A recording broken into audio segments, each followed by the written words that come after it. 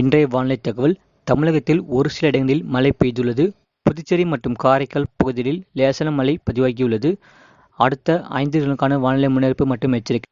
தமிழக கடலோரப் பகுதிகளில் மேல் வளிமண்டல கீழடுக்கு சுழற்சி நிலவுகிறது.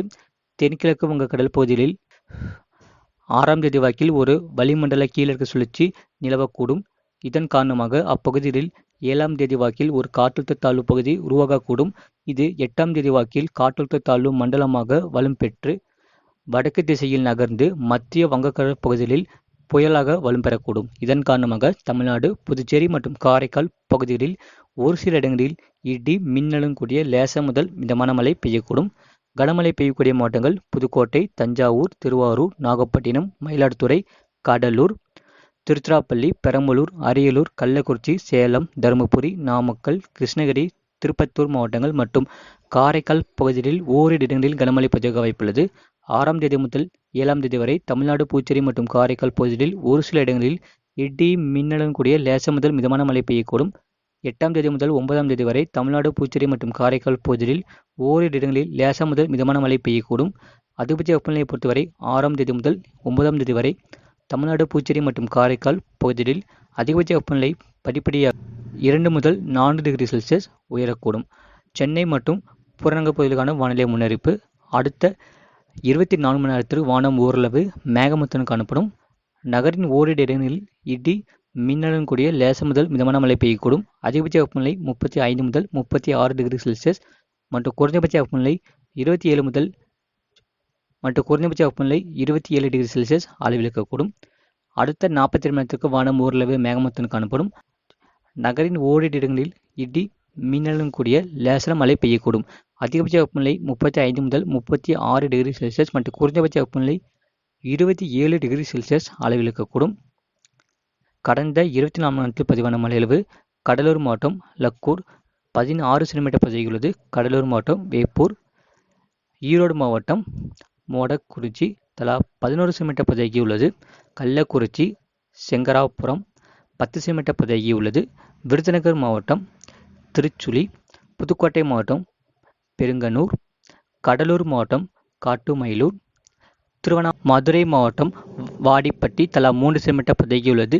நீலகிரி மாவட்டம் நம்பியூர், கள்ளக்குறிச்சி மாவட்டம் பொதுப்பணித்துறை, கள்ளக்குறிச்சி மாவட்டம் அரியலூர் முகாம் பகுதி, கோவை மாவட்டம் மேட்டுப்பாளையம், புதுக்கோட்டை, திருச்சி மாவட்டம் நாவலூர் கோட்டப்பட்டு, புதுக்கோட்டை மாவட்டம் ஆவுடையார் கோவில், புதுக்கோட்டை மாவட்டம் குடியிலான் மலை, நீலகிரி மாவட்டம் குன்னூர் பிடிஓ, அரியலூர் மாவட்டம் சுத்தமல்லி அணை, ஈரோடு மாவட்டம் கோபிச்செட்டிப்பாளையம் தலா 1 சென்டிமீட்டர் பதிவாகியுள்ளது.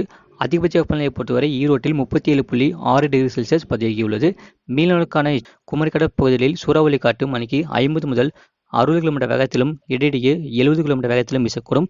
மன்னார் வளைகுடா பகுதிகள், தமிழக கடலோரப் பகுதிகள், இலங்கை கடலோரப் பகுதிகள், தென்மேற்கு மற்றும் அதனை ஒட்டிய தென்கிழக்கு வங்கக்கடல் பகுதிகள், தெற்கு பகுதிகளில் சூறாவளி காற்று மணிக்கு 40 முதல் 45 கிலோமீட்டர் வேகத்திலும் இடையிடையே 55 கிலோமீட்டர் வேகத்திலும் வீசக்கூடும். 6ஆம் தேதி அன்று குமரிக்கடல் பகுதிகள், மன்னார் வளைகுடா பகுதிகள், தமிழக கடலோரப் பகுதிகள், தென்கிழக்கு தென்மேற்கு வங்கக்கடல் பகுதிகளில், தெற்கு பகுதிகள், தெற்கு அந்தமான் கடல் பகுதிகளில், தெற்கு பகுதிகளில் சூறாவளி காற்று மணிக்கு 40 முதல் 45 கிலோமீட்டர் வேகத்திலும் இடையிடையே 55 கிலோமீட்டர் வேகத்திலும் வீசக்கூடும். 7ஆம் தேதி அன்று தென்கிழக்கு வங்கக்கடல் பகுதிகளில், தெற்கு பகுதிகளில் சூறாவளி காற்று மணிக்கு 45 முதல் 55 கிலோமீட்டர் வேகத்திலும் இடையிடையே 65 கிலோமீட்டர் வேகத்திலும் வீசக்கூடும்.